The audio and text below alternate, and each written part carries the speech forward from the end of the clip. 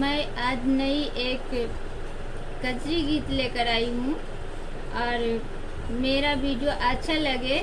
तो लाइक शेयर कीजिएगा और हमारा कमेंट में कमेंट करके बताइएगा कि हमारा वीडियो कैसा लगा। धन्यवाद। सब बे बैठा ले तोहे ससुर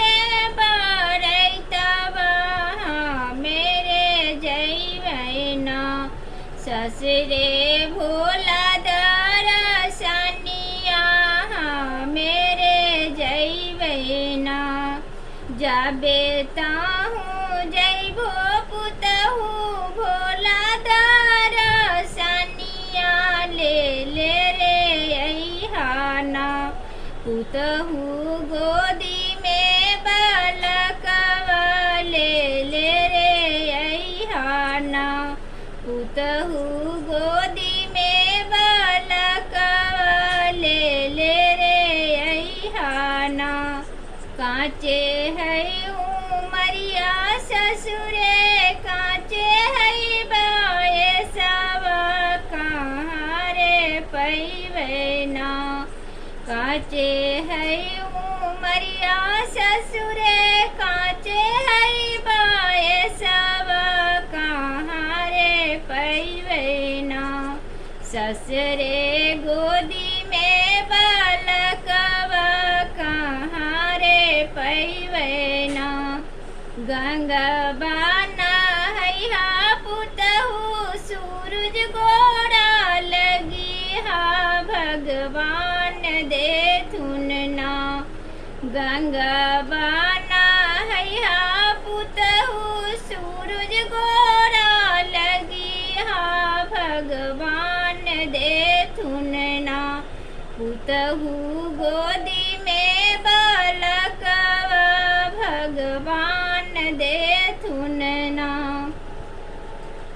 से जिया सोवले तोहे पतारी वाले मुआ मेरे जैबैना प्रभु भोला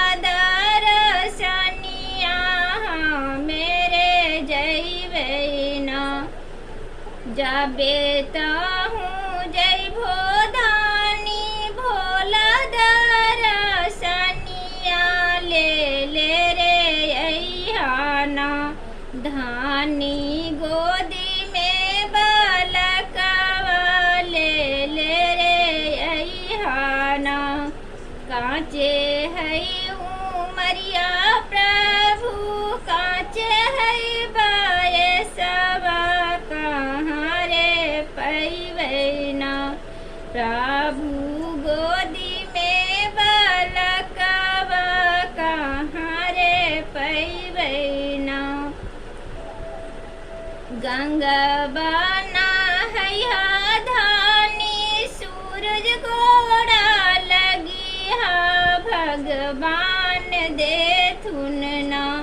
धानी गोदी में बालकवा भगवान दे थुनना धानी